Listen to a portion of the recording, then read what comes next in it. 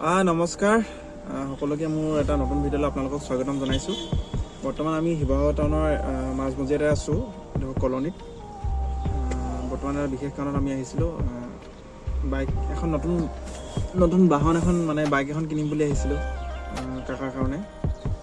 তো কি বাইক ল'ম এতিয়ালৈকে ভালকৈ ডিচাইড কৰিব পৰা নাই। দুখন বাইক চোৱা হৈছে বাৰু, বাজাজৰ আৰু ডমিনাৰখন আৰু য়ামাহা FZ-খন চোৱা হৈছে। এতিয়ালৈকে ডিচাইড কৰা নাই সি কি বাইক ল'ব। এতিয়া কাকা বেংকত আছে, সি আহিব, তাৰপৰা যাম।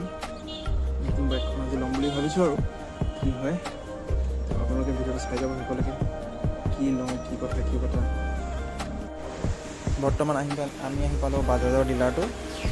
বাইক চালোঁ, ইখন ডমিনাৰখন চালোঁ। ডমিনাৰখনৰ প্ৰাইচটো আমাৰ বহুত হাই হৈ গৈছে, প্ৰাইচটো 200খন। তো দাদাই NS-খন পচন্দ কৰিছে। এতিয়া NS-খনে ল'ম বুলি ভাবিছে আৰু NS-খনে ফাইনেল হৈছেগৈ।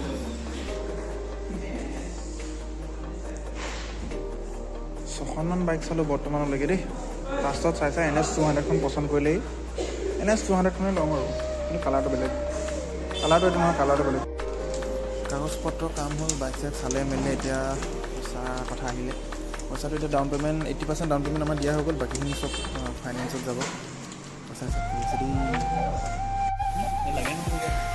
এইখনে সেইখন বাইক,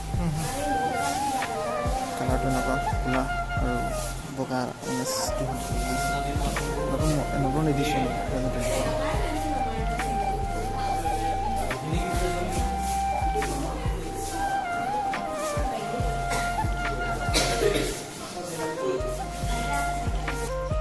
বাইক ডেলিভাৰী লৈ মেলি ঘৰলৈ আহোঁতে দেৰিও হ'ল। তো ডেলিভাৰী কৰা চিনটো মই দেখাব নোৱাৰিলোঁ আপোনালোকক, কাৰণ মই সোনকালে ঘৰলৈ গুচি আহিলোঁ। দাদা পিছত আহিলে।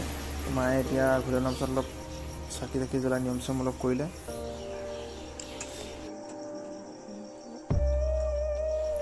নতুন বাইক বুলি ধুনীয়াকৈ অসমীয়া ছবিখন গামোচা এখনো দিলে মায়ে। সেয়াই আৰু নতুন বাইক।